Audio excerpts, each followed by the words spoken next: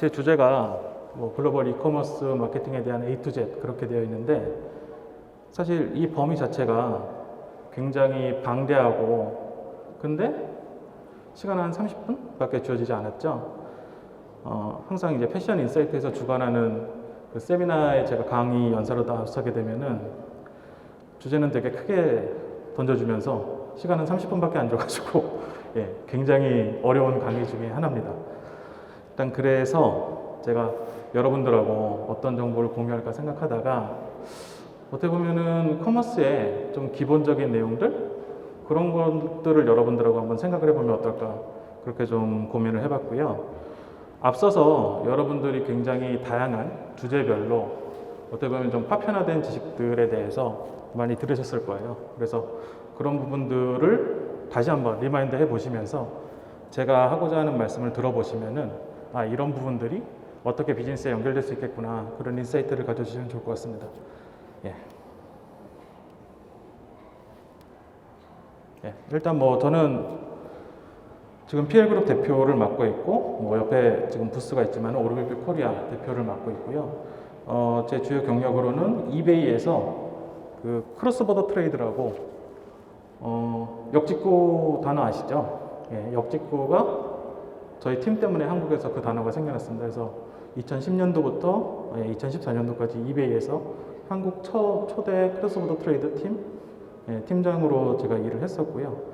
지금은 디지털 커머스 관련된 촬영 솔루션을 세일즈하는 비즈니스를 하고 있습니다.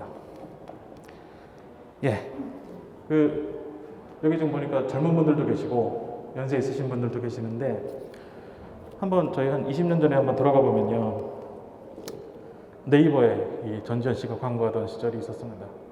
예, 저는 그게 엊그제 같은데 벌써 한 20년이 지났더라고요. 그리고 G마켓, 예, 지금 보시면 굉장히 형편없는 사이트처럼 보이는데 이 시절이 있었습니다. 이때는 커머스가 굉장히 쉬웠어요. 누가 먼저 하느냐가 사실 중요한 거였고, 내가 제품이 있고 판매할 수 있는 어떤 유통 구조만 있다라고 하면은, 그러면은 뭐 G마켓에 올리던 네이버에 광고하던 굉장히 심플한 구조로 비즈니스를 할 수 있는 구조였죠. 그래서 뭐 제가 이베이에 있었습니다만, 이베이에서 그 이베이 창업자가 피에로 오미디아라는 분인데, 이 양반이 처음 이베이에서 거래한 게 이 고장난 레이저 포인터였어요. 예. 자기가 그냥 고장난 레이저 포인터를 올려봤더니 누군가 사더라. 그래서 전화해서 너 이거 고장난 레이저 포인터인데 왜 사니? 너 이거 산 거 맞니? 내가 환불해줄까 그랬더니 그 바이어가 난 고장난 레이저 포인터 모으는 게 취미야, 이제 이렇게 얘기를 한 거죠. 그래서 결국 이 커머스의 다양성에 대해서 이 창업자가 생각을 해보고 이제 사업이 되겠구나, 그렇게 판단을 했던 거죠. 심지어 옛날에는 제가 이베이에 처음 갔을 때 2010년도에는 지금 보시면은 이태리 타올, 때밀이 타올이 있잖아요. 이게 다이소에 가면은 아마 뭐 빨간색, 핑크색, 노란색, 초록색 해가지고 1,000원에 팔 겁니다. 2010년도에 이 이태리 타올을 이베이에서 50불에 팔던 아주머니가 계셨어요. 하루에 10개씩 팔았습니다.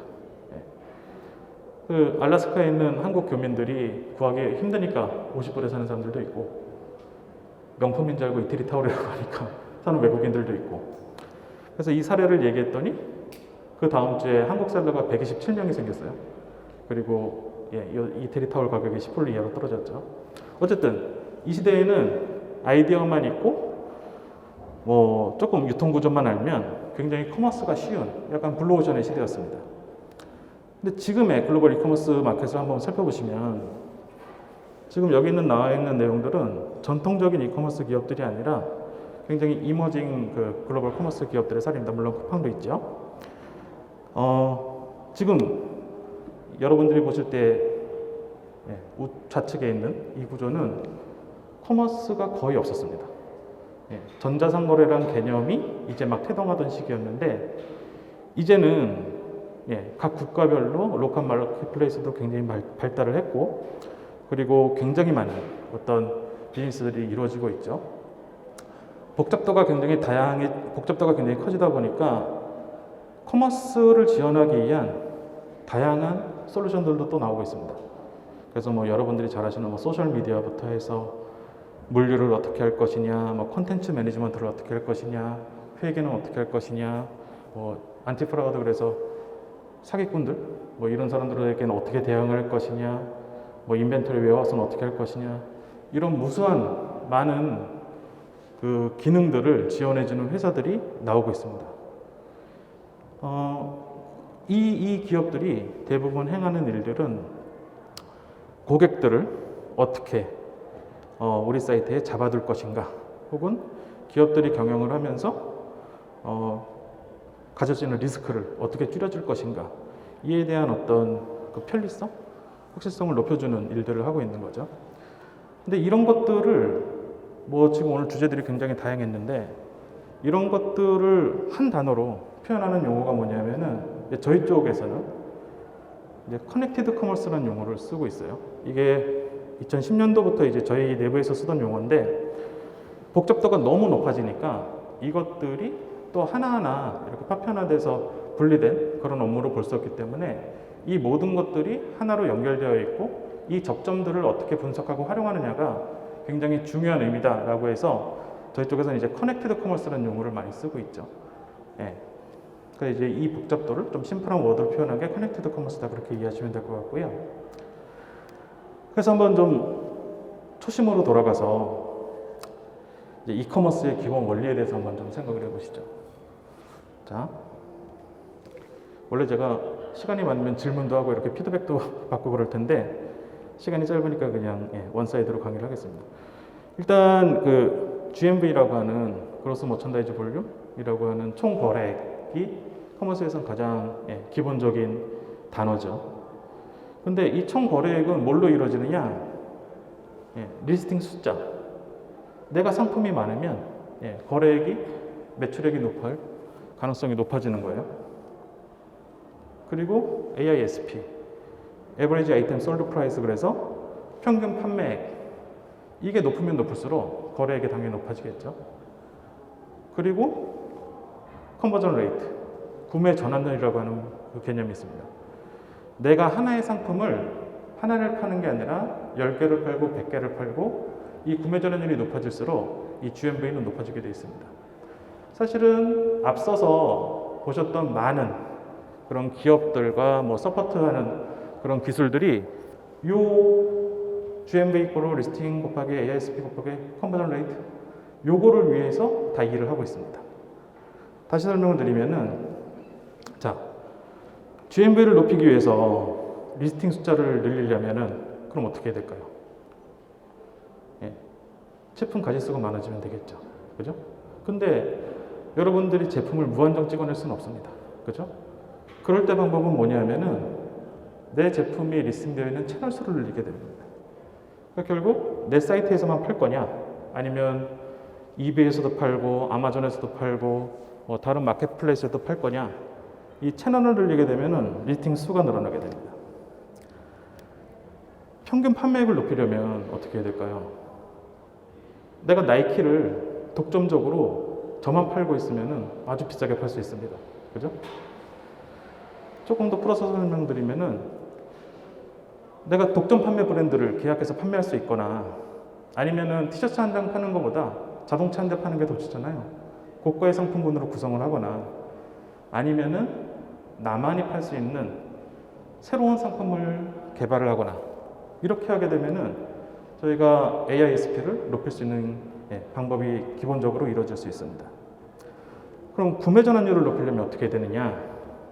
이 부분은 결국 마케팅과 관련된 건데, 뭐 고객에게 이제 동영상이 됐던, 아니면 360도 컨텐츠가 됐던 새로운 경험을 제공한다든지, 그리고 경쟁 제품이 있다라고 하면은 내가 남들은 10,000원에 파는데 저는 5,000원에 팔면 당연히 제 건 더 잘 팔리겠죠. 그죠? 그래서 경쟁력 있는 가격을 확보한다든지, 그리고 나만의, 남들이 쓰고 있지 않은 독특한 SNS 활용법을 구사한다든지, 홍보 전략을 구축한다든지, 아니면은 내 제품의 특성에 맞는 전문 솔루션을 도입한다든지, 이런 형태로 사업을 하실 수가 있습니다. 결국 그럼 이 부분들은 무엇이냐? 상품 소싱을 어떻게 할 것이냐, 채널 활용을 어떻게 할 것이냐, 가격 전략을 어떻게 가져갈 것이냐, 그리고 마케팅 전략을 어떻게 만들 것이냐, 플랫폼을 어떻게 구축할 것이냐, 이제 이런 형태의 5가지 팩터로 저희가 전략을 구성할 수 있습니다. 이게 이커머스의 기본 원리예요. 이 안에서 여러분들이 뭐 메타버스를 어떻게 활용할 것이냐, 뭐 빅데이터를 어떻게 활용할 것이냐, 많은 것들이 파생이 되고, 근데 대부분 제가 이제 뭐 온라인 쇼핑 어떻게 잘해요? 라고 막 질문을 저한테 하는 분들한테 이 기본 개념에 대해서 여쭤보면은 이것에 대해서 정리를 하실 수 있는 분들이 별로 없어요. 예. 저는 이제 글로벌 이베이에서 일을 하면서 한국의 뭐 지마켓 옥션에 있는 팀장들한테 이런 내용을 전달했을 때 굉장히 좀 이렇게 랩업 될 수 있는 그런 구조로 좀 정리를 한번 하고 나서 그 다음에 부분적인 세부적인 전략들을 뭐 세그멘트된 전략들을 가져가는 게 맞다는 거죠. 일단 이 큰 틀을 이해를 하고 나서 나머지 전략들을 진행을 하다 보면은 미스하는 부분들이 상대적으로 적게 됩니다. 자, 그러면은 이게 아까 앞서서 보셨던 게 이제 일반적인 커머스에 대한 내용인데, 그러면은 크로스보더 트레이드, 이제 글로벌 커머스를 하려면은 어떻게 하느냐? 이 크로스보더 트레이드는 국가 간의 거래를 말을 하는 거예요. 그래서 인바운드가 됐던 아웃바운드가 됐던 국가 간의 거래하는 거를 CBT라고 저희가 용어를 말하고 있는데, 제가 처음에 할 때는 CBT 그러면은 아무도 한국에서 이해하는 사람들이 없었는데 이제는 각 기업들이 뭐 CBT란 팀들도 만들어내고 약간 일반화된 용어가 된 것 같아요. 어쨌든 CBT를 잘하려고 하면은 상품 소싱 전략 그 관점에서 한번 살펴봤을 때, 자, 이게 지금 잘 안 보이시겠지만 온수 매트거든요. 온수 매트. 제가 이 온수 매트를 보고 뉴질랜드랑 호주가 지금은 이제 한참 더운 시기지만 저희 여름에는 되게 춥다는 거예요. 그래서 야, 온수 매트 이거 되게 잘 팔리겠네. 그래서 뉴질랜드에 있는 홈쇼핑 쪽이랑 연결해서 한번 팔아보려고 그랬더니 이거 절대 안 된다는 거예요. 걔네가 보수적이어가지고 물하고 전기하고 같이 있는 제품을 집안에 들여놓는다는 게 있을 수가 없다는 얘기죠. 누전이라든지. 자, 이 제품 같은 경우에는 한국에선 거의 판매되지 않는 아마 아이나비의 블랙박스입니다. LCD가 없는 제품이거든요. 근데 제가 올해 들어서 호주에서 이거를 구해줄 수 있냐는 요청을 굉장히 여러 차례 받았어요. 왜냐면 아이나비가 이걸 단종시켰거든요. 근데 호주에서는 낮에 기온이 너무 높아서 LCD가 다 파열되기 때문에 LCD 없는 블록박스만 판매가 된대요. 우리나라에서는 이미 버리는 아이템인데 해외에서는 굉장히 쓸모가 있는 거죠. 뭐 요소수 여러분들 잘 아실 거고, 저희가 이런 시장 상황을 잘 알았다고 하면은 돈을 벌 수 있는 기회가 상당히 많이 있었겠죠. 그래서 좀 정리를 해보면 지역별 특성을 좀 잘 이해하자. 뭐 패션 쪽의 아이템을 하나 설명을 드리면은, 제가 이베이에서 했던 프로젝트들 중에 하나가 우리나라 나이키 대리점이 신발을 받을 때 뭐 성인 남자의 한 265 되는 그런 잘 나가는 사이즈만 받을 수 있는 게 아니라 앞뒤로 큰 사이즈, 작은 사이즈 다 받아야 되거든요. 그러면 290, 300mm 되는 그런 제품들은 다 재고로 쌓입니다. 그래서 그런 제품들을 모아서 네덜란드에 파는 전략들을 했었거든요. 네덜란드는 평균 발 사이즈가 290입니다. 거긴 제값 받고 팔 수 있는 거죠. 뭐 시즌 오프된 그런 제품들을 뭐 기후가 반대인 남반구에 판다든지 이런 여러 가지 일들을 할 수가 있고요. 채널 활용 전략을 보게 되면은 마켓플레이스들은 정책을 계속해서 바꿉니다. 그래서 그 특징들을 잘 이해하고 반영할 수 있는 그런 내용들이 필요하고요. 그리고 단순히 제품의 가격만 싸다고 이 부분들이 판매되는 게 아니기 때문에 그 나의 크레딧을, 판매자의 크레딧을 어떻게 높일 수 있는지 그 전략을 세워야 됩니다. 그리고 현지 시장 상황을 잘 이해하고 분석을 해야 되고, 그리고 뭐 여러분들이 다 아시는 이베이, 아마존은 이미 경쟁이 너무 심해서 그 안에서 뭔가 새로운 기회를 찾기는 굉장히 어렵습니다. 따라서 로컬 마켓플레이스에 대한 적극적인 어떤 입점? 그런 노력들이 필요하다 생각이 듭니다. 플랫폼 구축이랑 마케팅 전략을 좀 합쳐보면, 일단 지금 뭐 저희가 한국의 특정 기업들을 비난하는 건 아닌데, 한국의 호스팅사, 뭐 카페24라든지 뭐 고도몰이라든지 메이크샵 같은 데 보면은 거기는 엔진들이 구글 엔진에 내 제품을 드러낼 수 있는 그런 엔진으로 최적화되어 있느냐? 전혀 그렇지 않거든요. 단순히 뭐 언어 랭귀지만 변환한다고 해서 글로벌에서 판매되는 일들은 전혀 일어나지 않습니다. 그렇기 때문에 내가 만약에 해외 사업을 하고 싶다라고 하면은 해외에서 많이 사용되고 있는 검색 엔진이라든지 SNS라든지 그런 거에 노출될 수 있는 그런 기능들이 기본적으로 내 플랫폼에 내재가 되어 있느냐 이런 것들에 대해서 고민을 한번 해보셔야 되고, 그리고 가장 좋은 것은 결제에 대한 부분이 현지 결제를 쓸 수 있다면 베스트입니다. 결제 측면에서 이탈되는 게 거의 한 60% 이상 해외 쪽에서는 결제를 시도하다가 내가 모르는 결제 프로세스가 나오면은 사람들이 다 나가는 거예요. 그래서 현지화 동일한 느낌의 결제 수단을 도입할 수 있느냐, 뭐 물류를 어떻게 할 것이냐, 반품 환불을 얼마나 편하게 해줄 수 있느냐, 뭐 현지 마케터들하고 협업 전략은 무엇이냐, 이런 것들이 크로스보더 트레이드를 잘하는 데 있어서 굉장히 유용한 가치입니다. 가격 전략을 보게 되면은 일단 한국에서 가격 자기가 좋다고 해서 해외 나가서도 이길 수 있는 법이라는 건 전혀 없거든요. 그래서 현지 경쟁 제품의 가격 경쟁 우위를 확보한다든지, 아니면은 저희가 이제 세일즈를 하기 시작하면은 저희 제품이 훌륭하잖아요. 그러면은 누군가 자꾸 따라옵니다. 내가 처음에는 10만 원에 팔 수 있던 아까 그 이태리 타월처럼 내가 처음에는 5만 원에 팔고 있었는데 나중에 셀러 하나가 붙으니까 그가 4만 5천 원에 팔아요. 그 다음에 나는 4만 원에 쳤더니 얘는 3만 5천 원에 팔아요. 이런 식으로 해서 초기에 경쟁 단계별 가격 정책을 고려해서 전략을 짜는 것이 또 필요합니다. 그리고 해외 물류, 배송, 반품 이런 것들이 한국보다는 굉장히 고비용이 들기 때문에 이 부분에 대한 어떤 부가 비용을 고려한 가격 정책도 필요합니다. 근데 사실상 마켓플레이스, 글로벌 마켓플레이스를 활용하는 데는 여러분들이 생각하시지 못하는 어려움들이 있습니다. 일단 이베이나 아마존, 공이, 라자다 포함해서 모두 다 셀러 입장이 아닌 바이어 입장에서 정책들을 만들어내요. 자, 무슨 말이냐면 배송 시간을 24시간 안에 shipping 데이트를 넣어라. 그거 사실 되게 어렵거든요. 그리고 여기 세 번째도 했지만 자국 셀러를 우선시하는 정책을 한다. 이건 무슨 말이냐면은 이베이 같은 경우에는 거기 있는 담당 직원들이 평가하는 척도가 두 가지가 있는데, 얘네는 아까 말한 GMV도 있고 GMB란 그 척도도 있습니다. 뭐냐면은 제일 좋은 거는 자국 내 셀러가 판매하고 자국 내 바이어가 사는 게 제일 좋아요. 근데 갑자기 머리 검은 아시아에서 사람들이 물건을 팔기 시작하고 그러면은 자기네 한 평가 척도가 사라지는 거거든요. 별로 달가워하지 않습니다. 그래서 제가 이베이 있을 때는 말씀드리지 못했지만 어느 날 한국 셀러들이 비저빌리티가 갑자기 30% 이상 떨어졌어요. 내가 물건 100개를 리스팅을 했는데 70개만 보이고 30개가 안 보인다는 거죠. 막 저한테 문의를 해서 어떻게 된 거냐, 왜 이런 식이냐, 제가 기술적인 장애가 있을 거다라고 그 당시엔 얘기를 했지만 실질적으로는 본사에서 테스트를 하는 거였어요. 중국 애들 거를, 한국 애들 거를 비저빌리티를 떨어뜨렸을 때 본사 매출에 어떤 영향이 있는지를 테스트하는 거죠. 그렇기 때문에 이 글로벌 마켓플레이스에서 뭔가 일을 한다는 게 그냥 넉넉고 패턴대로 움직이는 게 절대 아닙니다. 그리고 또 하나는 이따가 보여드리겠습니다만, 얘네들이 데이터를 보고 있다가, 이베이는 그렇진 않은데 아마존이나 이런 데들은 자체 PB 상품들을 만들어 버려요.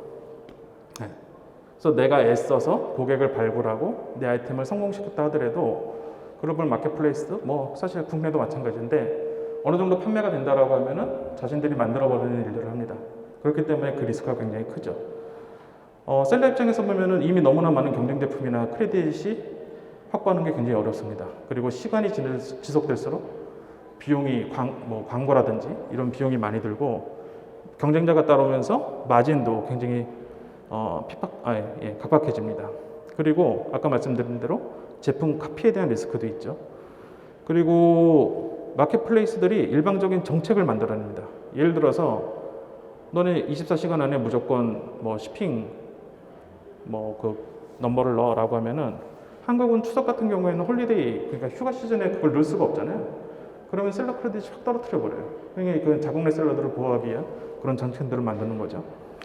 그리고 몇 년 전에 있었던 일인데, 영국에서 정부에서 갑자기 해외 셀러들에 대한 관세를 매기겠다라고 했더니 아마존에서는 그 관세를 모든 셀러들에게 직접 내라고 했습니다. 몇십 년 동안, 10년 동안 작업했던 사람들은 그 비용이 어마어마하니까 내는 게 너무 부담스러웠죠.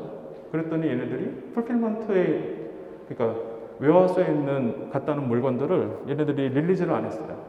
그거를 인질처럼 잡아두고 이 돈 해결하기 전까지는 너네들 물건 못 줘. 이런 식으로도 했죠. 넉넉하지 않습니다. 그게 왜 그러냐면은 처음에는 얘네들이 스몰 셀러, 그러니까 작은 셀러들을 중심으로 야, 우리 사이트에 오면 너네 잘 될 거야. 그렇게 꼬시게 되죠. 그 다음에 얘네들 말고 조금 더 큰 셀러들이 오면은 우리가 핸들링하기가 쉽지 않을까? 그 생각을 합니다. 그리고 나서는 야, 그럴 바에야 차라리 브랜드 제조사를 데려오자. 얘네랑 일하는 게 훨씬 더 좋겠어. 이런 식으로 패턴이 바뀌게 됩니다. 그렇기 때문에 한국 플러스 일반 셀러들이 글로벌에서 네임 밸류가 있지 않은 상황에서는 이런 구조를 맞이할 수 있는 것은 좀 필연적인 그런 상황이라고 볼 수 있죠. 지금 녹화를 하고 있어서 제가 여기 다 나와 있나요? 예. 이거 지금 쿠팡 사례인데 지금 이 이건 제 의견이 아니고 누가 저한테 컴플레인을 좀 한 게 이 퍼펙트 휨 클렌징 폼 이게 굉장히 인기였대요. 예.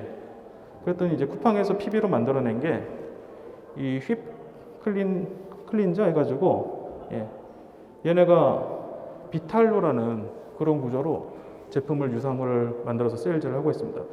아까 보셨는지 모르겠지만은 아까 앞에 거는 가격이 10,000원대였다라고 하면은 얘는 7,380원에 팔고 있죠.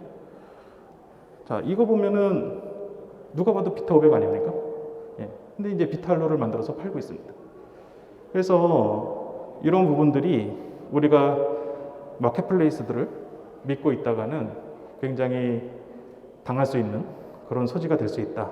그런 것들 한번 좀 염두에 두시면서 비즈니스를 하시면 좋을 것 같고요. 그래서 제가 생각하는 부분들은 글로벌에는 한국의 G마켓 오피스처럼 로컬에서 1등하고 있는 수많은 마켓플레이스들이 있습니다. 이베이, 아마존은 저는 이미 좀 늦었다라고 생각을 하고 있고 인도네시아에 있는 제가 지금 잘 안 보이네.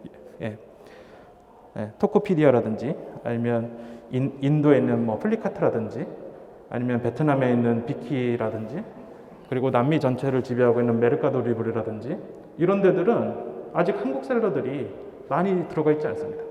그래서 여러분들이 굉장히 좋은 마진으로 비즈니스를 할 수 있는 환경이 있는데 사실 이쪽에 뭔가 접근을 해서 입점을 한다든지 이런 게 쉽지 않죠.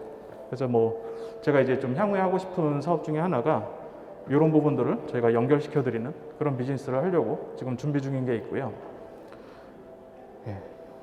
그래서 이 앞에까지가 이제 글로벌 이커머스에 대한 내용인데 시간이 이제 54분이네요. 조금 더 정보를 드리면은 그러면은 향후에 이커머스는 어떻게 발전을 할 것이냐 한번 고민을 한번 해보시죠. 이거는 글로벌 데이터를 갖고 제가 말씀을 드리는 내용입니다. 요거 잠깐 설명을 드리면은 아까 앞서서 보셨던 글로벌 마켓플레이스라든지 아니면은 이들을 지원하는 서포트 기업들이 하는 일들은 사용자들을 되게 중독되게 만드는 일을 하는 겁니다. 소셜 딜레마에 넷플릭스에 소셜 딜레마라는 다큐멘터리가 있는데 보셨는지 모르겠어요. 이 안에서 자기의 커스터머를 유저라고 불리는 산업이 딱 두 가지가 있다. 그 중에 하나가 이 디지털 사업이고 또 하나가 마약 사업이다. 그래서 결국 디지털 사업과 소프트웨어 사업 그리고 마약 사업의 공통점은 우리가 고객들을 얼마나 중독되게 만드느냐 이게 저희의 핵심인 거죠. 다 이거를 위해서 SNS 기업들도 노력을 하고 있고 그리고 이제 소위 이제 로열티라고 하는 과거에 이제 충성도라고 하는 그 부분이었는데 이제는 이 사람들을 어떻게 에딕티드 중독시킬 것이냐 이거에 대한 노력들을 많이 하고 있는 거죠.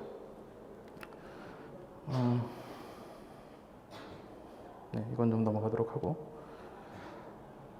그럼 앞으로 커머스가 어떻게 발달하게 될까 한번 좀 미래를 좀 얘기를 해보면 향후에는 지금 여러분들 가정 내에 다 AI 스피커 같은 거 있을 텐데 보이스 커머스 그러니까 음성으로 인식될 수 있는 커머스들이 발전을 할 것이다. 그리고 뭐 클릭 앤 컬렉트 개념으로 해서 온라인과 오프라인을 연결한 옴니채널 쇼핑이 발전을 할 것이다.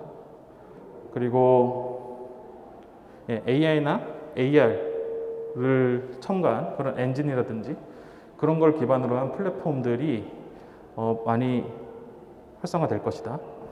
그리고 지금 페이먼트가 여러분들이 아시는 뭐 카드 결제 이런 거 외에도 이미 뭐 실행이 되고 있지만 뭐 블록체인이라든지 뭐 여러 가지 기법을 통해서 각종 코인들이 또 하나의 결제 수단으로 드러날 것이다.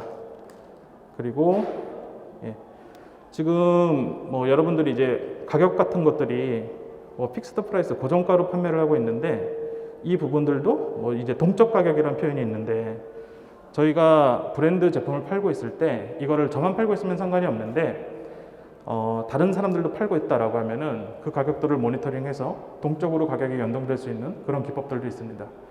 그리고 제 제품을 제가 팔고 있다 하더라도 마켓플레이스들이 뭐 쿠폰이라든지 아니면 카드사와 제휴한 어떤 포인트 같은 걸 제휴하게 되면은 제가 모르는 사이에 제 판매 가격보다 낮춰서 판매되는 경우들도 되게 많이 있거든요. 그렇기 때문에 이 동적 가격에 대한 부분들이 많이 도입이 될 것이다 라는 거고요.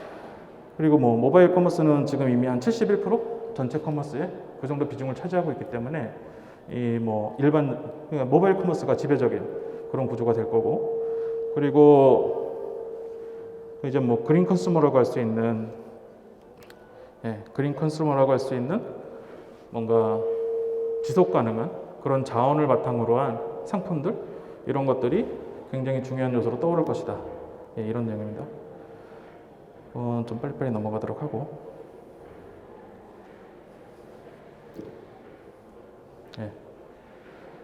그래서 이제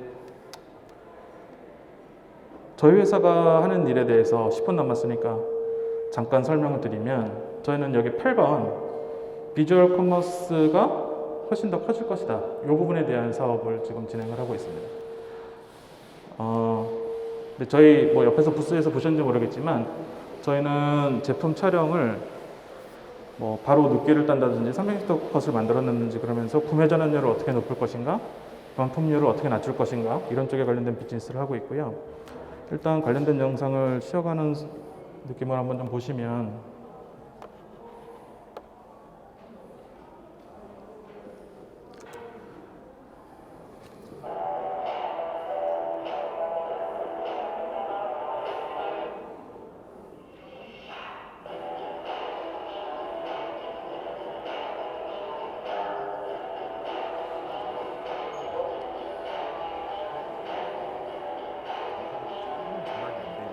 아 그래요? 저만 나오고 있었구나. 잠깐만요. 죄송합니다. 이렇게 마우스도 안 먹네요. 요거를 제가 넘길게요. 죄송합니다.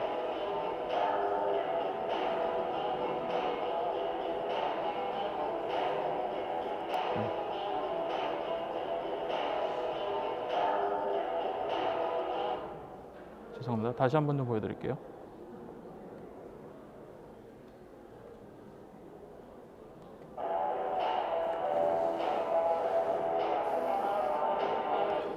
지금 여러분들이 제품 촬영 같은 걸 하실 때 뭐 스튜디오에 맡긴다든지 아니면 인하우스에서 자사 내에서 찍고 계실 텐데, 저희는 이 부분들에 대한 퍼포먼스를 굉장히 빠르게 진행할 수 있는 솔루션을 제공하는 회사고요.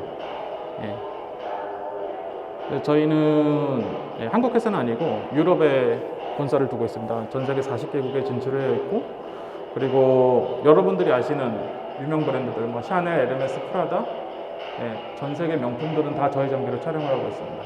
그리고 한국에서도 상반기에 이미 한 70개 기업이 저희 장비를 도입을 해서 프로세스 이노베이션을 만들어냈고요. 그래서 일반적으로 사람이 하는 것보다는 한 150배에서 200배 퍼포먼스가 나고, 비용적인 측면에 있어서는 한 10분의 1 정도의 비용으로 저희 솔루션과 디바이스를 사용하실 수가 있습니다. 잠깐만요.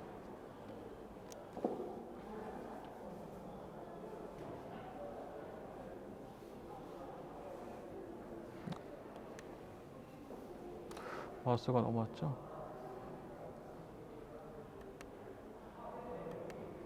네.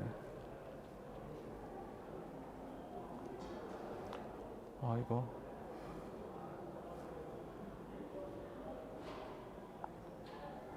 마우스가 안 보이네요. 저기 있다. 너무 불편한데?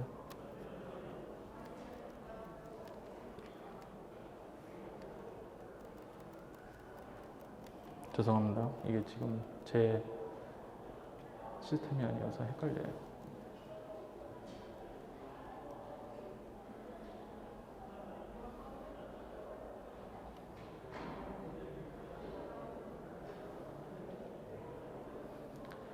그래서 저희가 지금 하는 일들은 여러분들이 제품 이미지를 촬영하고 콘텐츠를 제작하는 데 있어서 어떻게 빠르고 속도를 높이고 그리고 콘텐츠의 양질의 콘텐츠들을 저비용으로 마련을 할까, 그리고 고객들에게 내 제품의 어떤 가치를 어떻게 전달을 할까라는 그런 형태의 비즈니스를 진행을 하고 있습니다.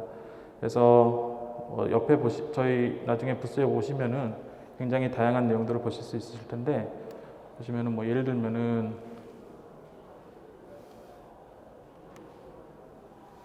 저희 이거 같은 경우에는 스톤 아일랜드에서 저희 솔루션으로 제작한 콘텐츠인데 3D 모델링하고는 굉장히 다른 내용입니다. 메타버스라든지 그런 쪽에서 3D 모델링을 통해서 제품을 만들어내는 콘텐츠들은 사실 리얼 데이터가 아니라 그 그래픽의 이미지를 구성을 해서 만들어내는 그런 구조인데, 저희는 실사 사진을 갖고 제품을 이런 식으로 콘텐츠를 만들어내기 때문에 여러분들이 고객들을 상대하는 데 있어서 나중에 컴플레인이라든지 그런 것들이 현저히 줄게 되죠. 그래서 이제 이런 내용들의 비즈니스를 저희가 진행을 하고 있습니다. 지금 뒤쪽으로 가면은 저희 자료에 대한 내용이 있는데 퍼포먼스만 놓고 보면은 저희가 3초 안에 제품 느낄 것을 탈 수 있고, 그리고 사람이 하는 속도보다 한 150배 정도 빠른 퍼포먼스를 내고 있고, 그리고 아마 여기 LF 관계자가 계신지 모르겠지만 제가 알기로는 LF몰이 연 단위로 스튜디오랑 계약을 해서 제품 누키컷을 촬영하는데 1,500원 플러스 마이너스로 알고 있거든요. 근데 저희는 저희 솔루션을 도입을 하고 시스템을 사용했을 때 컷당 200원 미만의 비용이 들어갑니다.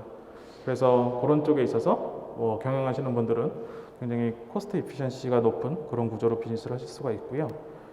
저희 제품들의 어떤 작동 원리라든지 라인업이라든지 이런 식으로 구성이 되어 있습니다. 일단 저희 제품들을 도입을 하고 있는 기업들의 사례를 좀 보여드리면 굉장히 많은 기업들이 도입을 하고 있는데 제가 실제 기업 이름을 좀 말하긴 하고 그렇고, 저희 장비를 물류센터에 갖다 놓은 회사들도 있습니다.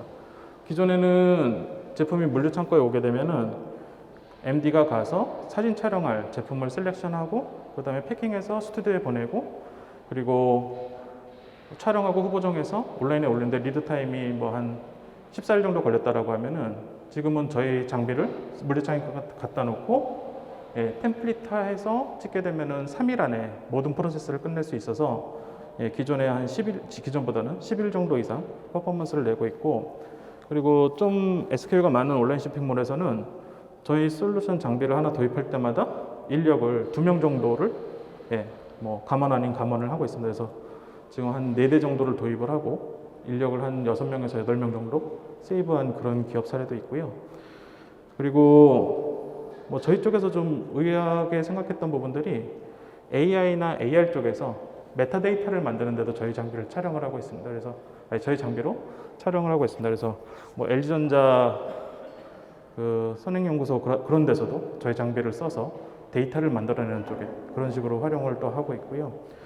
어쨌든 저희 장비 같은 경우에는 여러분들이 기존에 경험하시지 못했던 그런 부분들에 대해서 프로세스를 굉장히 혁신할 수 있고, 그리고 그게 내부적인 혁신뿐만 아니라 이제 코로나 시대에 여러분들 어쨌든 고객들에게 오프라인과 같은 새로운 경험들을 제공해 주는 것이 결국 우리의 구매 전환율을 어떻게 높일 것이냐, 반품률을 어떻게 줄일 것이냐, 그리고 매출과 비용을 어떻게 줄일 것이냐, 이 부분에 대한 관점에서 봤을 때 굉장히 효율성이 높은 그런 구조로 사업을 하실 수 있다. 그 정도까지 말씀드릴 수 있을 것 같습니다. 일단 제가 35분 만에 강의를 마쳤는데 5분간 정도 질문을 받을까요? 네. 이래서 패션 인사이트 강의가 어렵습니다. 전달하는 내용은 되게 많아야 되는데 이 시간 안에 맞춰야 되니까 혹시 궁금하신 거 있으시면은 5분간 질문을 받도록 하겠습니다. 네. 아니면 지치셨나요? 이제 그만할까요? 네. 여러분들 뭐 오늘 하루 종일 뭐 제 강의는 짧았지만 하루 종일 장시간 강의 들으시느라고 고생 많으셨고 뭐 오늘 오셔가지고 내일도 오실지 모르겠는데 기회 되시면 저희 오르비뷰란 어떤 디바이스와 솔루션에도 관심을 가져주시고 여러분들 기업들에도 뭔가 혁신을 가져가실 수 있는 그런 기회를 가져갈 수 있다라고 하면은 저 오늘 강의 ROI가 좀 나올 것 같습니다. 예, 감사합니다.